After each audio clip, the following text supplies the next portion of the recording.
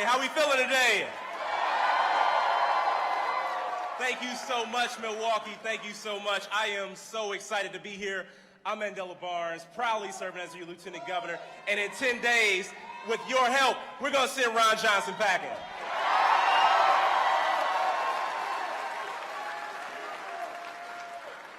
I cannot tell you how much it means to be back here at home, especially at North Division, even though I'm a proud product of Marshall High School.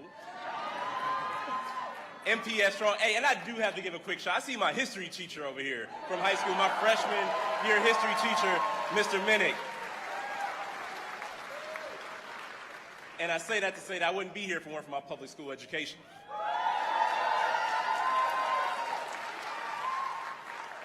I also would not be here if it weren't for the opportunities of Wisconsin manufacturing and the strength of our labor unions.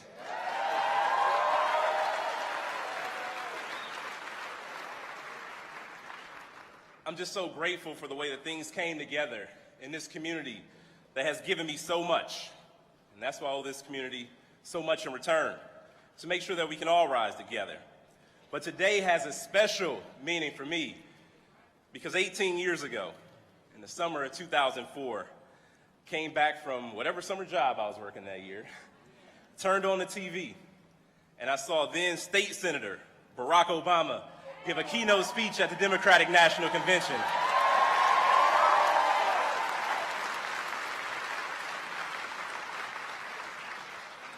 It was quite literally a speech that changed my life because things started to click for me. I didn't really consider politics before. I didn't see people who I felt shared my experience, people who live life like I live life. There weren't a whole lot of elected leaders who I felt wanted to give me or my community the time of day. Unfortunately, that's still the case. But there was someone whose story sounded a little bit like mine, someone who talked about the same issues that I saw day in and day out. And seeing Barack Obama on that stage, it inspired me and it made me realize that maybe if I worked hard enough that I could have the power to make a difference too.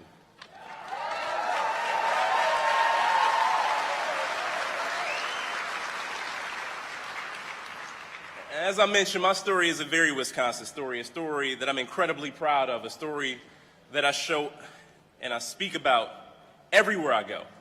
Now, my grandfather moved to this city after his service in World War II. He got a union job as a steel worker at A.O. Smith. And it does not get more Milwaukee than A.O. Smith. But he walked in the factory one day and he walked out 35 years later. He was able to retire comfortably. He was able to lay a foundation. And unfortunately, when companies like that, when factories like that close their doors, move their operations out of state or overseas, is when we saw a decline in opportunity. And unfortunately, we saw a rise in other things that made it tough for folks to get ahead. Now, I don't come from a wealthy or a well-connected family. Growing up right here in the city of Milwaukee in a union household was enough for me. That's all I needed.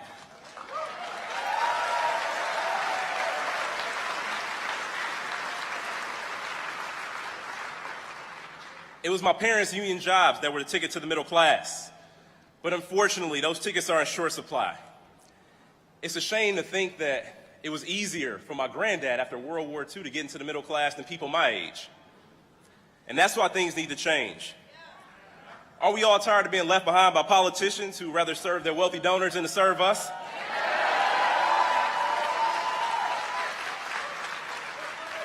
Aren't we tired of the politicians that put their own profits before our lives? I'm talking about people like Ron Johnson. A person who doubled his own wealth while in the U.S. Senate, but is hell-bent on making everybody else's life worse. A person that for 12 long years has turned his back on every single person in this room, every single person in this state. But this November and for the next 10 days leading up to it, we all going to turn our backs on Ron Johnson.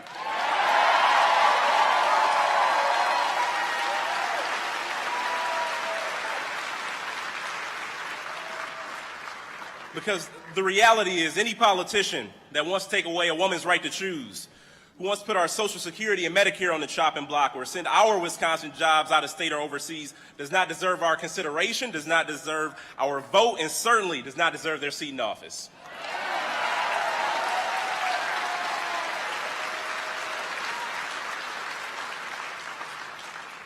And while Senator Johnson tries to divide us and he tries to distract from the fact that he supported a national abortion ban, he supported a national abortion ban with no exceptions for rape, incest, or the life of the mother.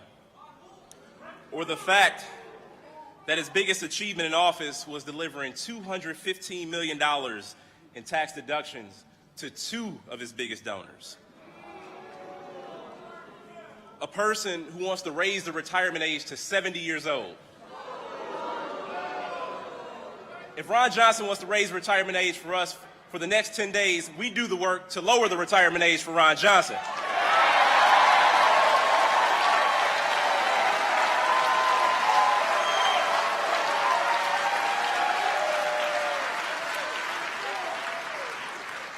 Because what he does not understand, in rooms like this and all across the state, regardless of our zip code, regardless of where we were born, what language we speak, who we love, or how we identify, we all have so much more in common with one another than any self-serving, out-of-touch politician like him.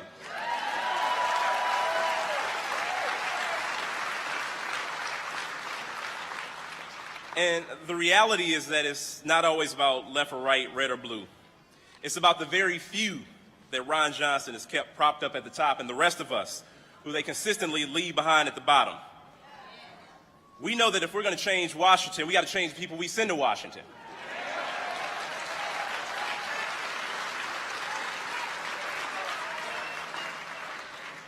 Ron Johnson said that women that don't like the laws of their state, like our 1849 criminal abortion ban, can just move. It is careless, it is callous, but I do believe that the women of this state will band together and move Ron Johnson out of the U.S. Senate.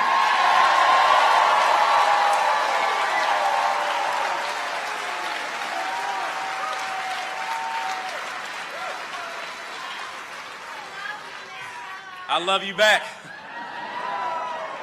I got in this race because I believe that better is possible for so many people. People like my friend Kat in Wausau, who during the pandemic had to drive her children to a funeral home just to use Wi-Fi. For my friends like Tim and the auto workers in Oshkosh, who should absolutely be building those next generation postal vehicles.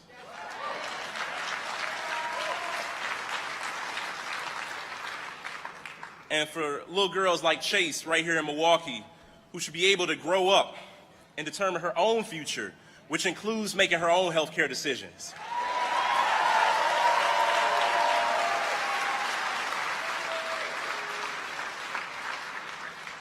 I do believe that better is possible, and I know that you believe the same thing. It's exactly why you showed up here today. People are looking for the same things. People want a good school to send their children to, and parents want to be able to send their children to school safely and have them return home safely without the constant threat of gun violence.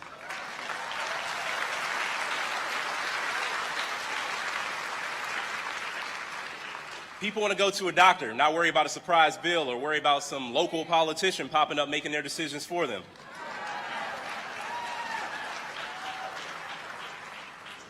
And people want a good job that puts food on the table. People just want opportunity, but we'll never get that opportunity as long as Ron Johnson is in office, and that's why we continue to fight.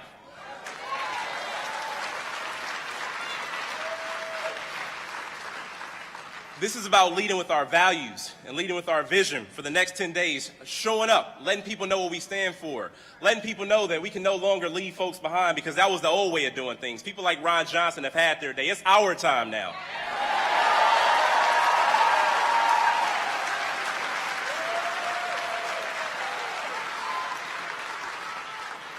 But I need your help to make this reality possible. I need you to help us knock on every door. I need you to help us make the phone calls. And before you start clapping too hard, I need you to send those little text messages I know you love.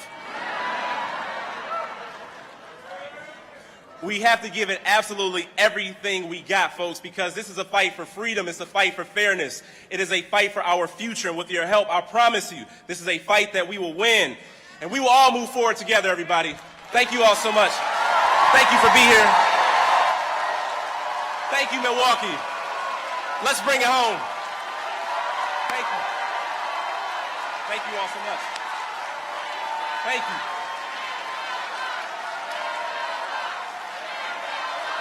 Thank you. Thank you, Pastor. Thank you. Thank you. Thank you all so much.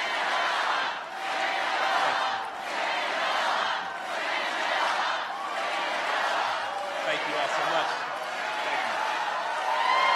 Thank you all.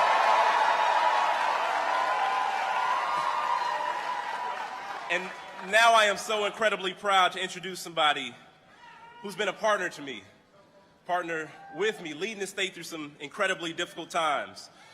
A person I'm proud to call a friend, someone who's been a champion for the working people of Wisconsin, someone who truly embodies the Wisconsin idea, the same idea that made Wisconsin become the first state to ratify the 19th Amendment, giving women the right to vote.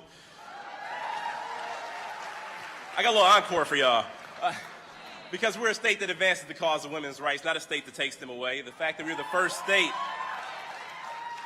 state to declare the Fugitive Slave Act unconstitutional, the first state to have anti-discrimination laws based on ability on the books, and the first state to have anti-discrimination laws based on sexual orientation on the books.